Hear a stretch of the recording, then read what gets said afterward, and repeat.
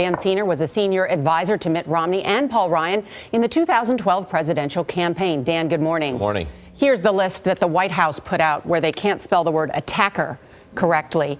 I mean, it's farcical. Right. This is farcical, this claim. Is it a clear attempt to distract from these legal woes that Jan just reported about?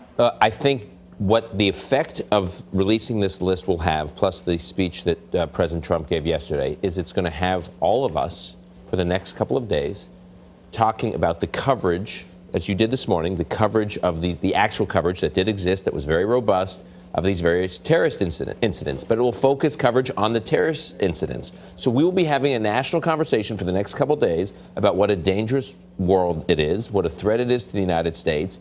And I think that's a pretty good context for the president if he wants to make the case that the courts are standing in the way of him protecting this country. At the end of the day, his strongest argument in the court, which I think will ultimately fail, is I'm trying to protect the security of this country. Except facts matter. And yes, as we pointed out at the top of this broadcast, in none of these instances are the attacks in the United States, were they from people of those countries that have been banned by President These are Trump. details that are important, and I think there's a hope by some that it'll just sort of get lost, that kind of nuance will get lost in the sauce. Well, that's why I think it's important not to go down the rabbit hole and spend 2 days talking about something that, as we've proven, is really blatantly false. So let's talk about his ban, the way that he launched it. What has he gained with the launch that he rolled this out, this executive ban? Well, look, it's now going to be held up in the courts. Yeah, I think you could make two plausible assumptions. Assumption one is that our policy for how people from dangerous terrorist incubating parts of the world come to this country probably needs to be tightened, or at least the policy needs to be reviewed. That's a legitimate point. Wherever you stand on it, that kind of policy should always be under review, and there's probably areas for it to be tightened. That's assumption one. Assumption two is a majority of Americans would be behind that. Right? A majority of Americans would be comfortable with taking a serious look at how people from those parts of the world are coming to the United States. But that extreme vetting already exists from those countries. Agree, but I'm just saying these things are always under review, constantly, in any administration.